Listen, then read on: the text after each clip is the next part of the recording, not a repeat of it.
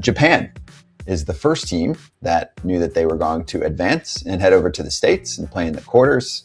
Korea also now advancing. That was the fresh one where it was actually really unique. It was a run differential. Yeah, they had to win by 5 runs, and they did win by 5 runs. And they got Australia just needed to score a run like in the bottom of the 9th. The whole thing is crazy. That's crazy. It is crazy. But it's awesome. But I can't wait. I'm excited. I told you on Fox. You've got next Saturday I get Japan mm-hmm. for the quarterfinals, no matter what. So that place is going to be crazy. Whoever they it's, I mean, it lines up Dominican or Venezuela more than likely. So it's going to be awesome. There's Yoshida, who's had a big series or a big tournament. It's a cool picture, by the way. So far, it is a very cool picture. Yeah, Japan won it last time around. I mean, that lineup is really good. They actually had a tough test. They only beat Australia by a run. Yeah, Australia had hung in there with them for a while, too. Korea hung around with them for a minute. But I feel like they're going to be able to win close games. I used this analogy the other day for some of these teams, and KP, tell me what you think. It's like a college football team that's a top 10 team. Name whatever one you want to name. Playing a Samford or a Mercer or a mid-major-ish team, right?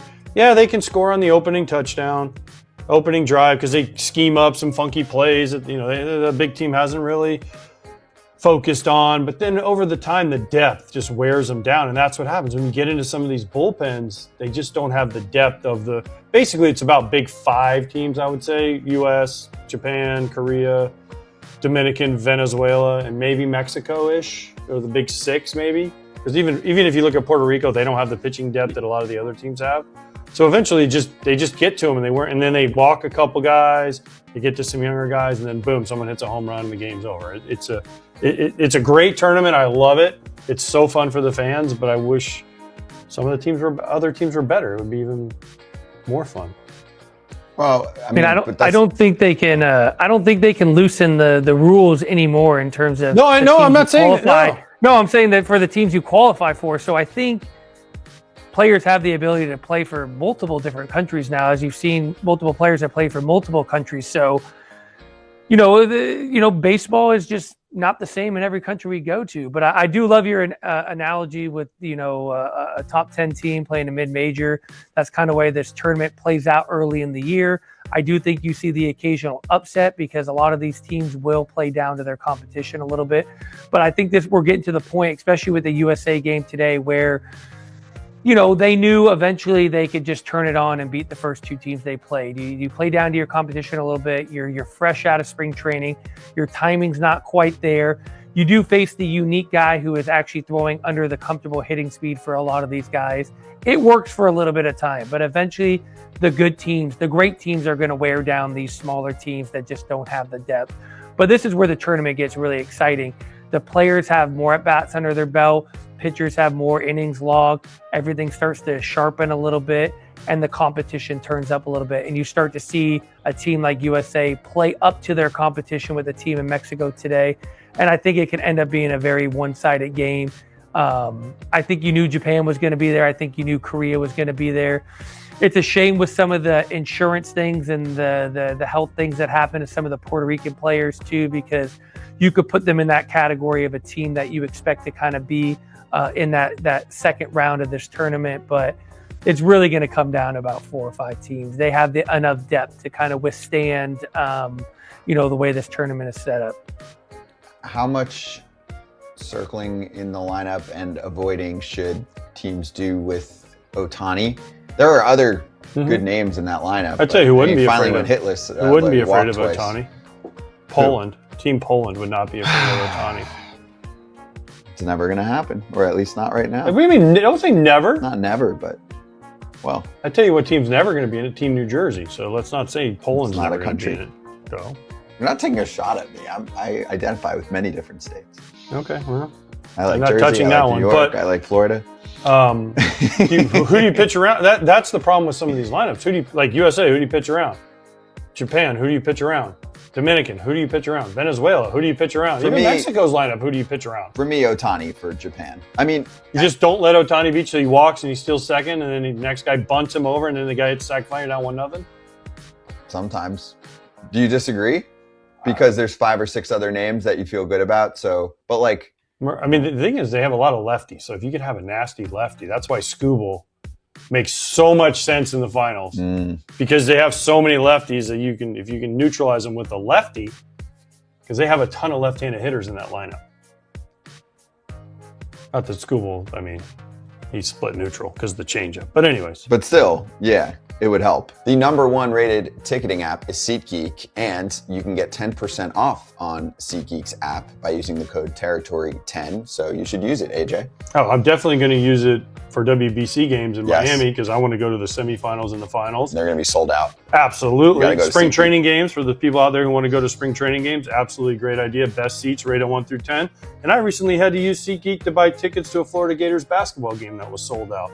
So I love the code Territory 10% off, and the rating is the best. Yeah, he's talking about each ticket rated on a scale of 1 to 10, so you know you're getting a good deal. So look for the green dots. Green means good, red means bad.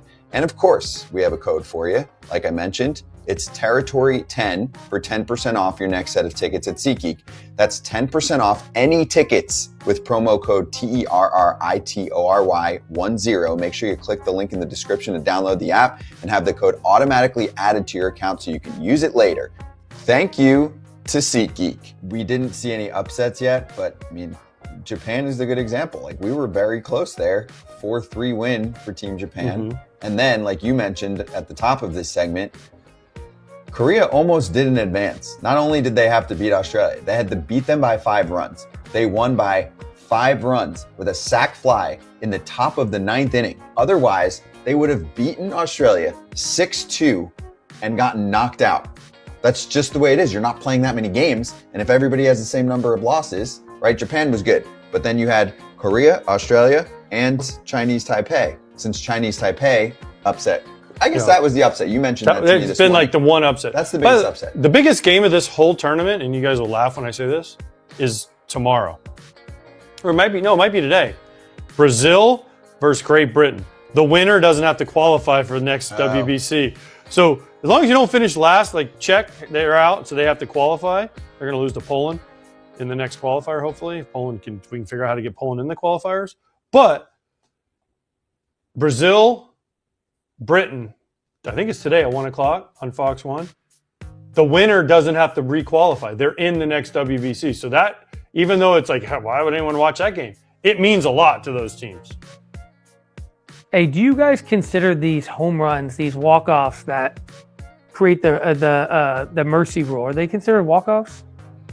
See, I said no on the broadcast when who was it? Soto hit one the other night. I asked that question, but then Waino and Adam Amin said yes because it's technically a walk-off. It ends the game. But it's not really. But it's not really. It's like a mercy homer. We should call it like the mercy homer. But it's the Red Cross homer. It wins you the game. Theoretically. I mean, they were already going to win the game. Theoretically, the game's not over. over What if they run off the field? Over. Well, then it could be a runoff for walk-off.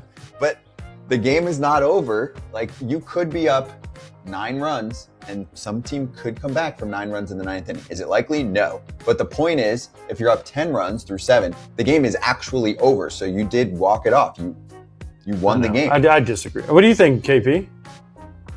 I don't know if I'd be celebrating like I hit a walk-off homer. I would probably feel good that the game's over and we knew we were going to win the game. But, you know, when you're up 9 runs in the 5th or 6th inning, you know, you're pretty certain your team's going to win.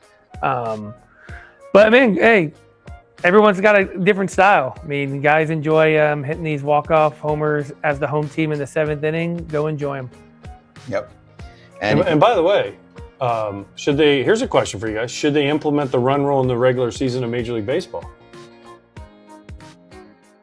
10 after 7. So you don't have to see a position player pitch.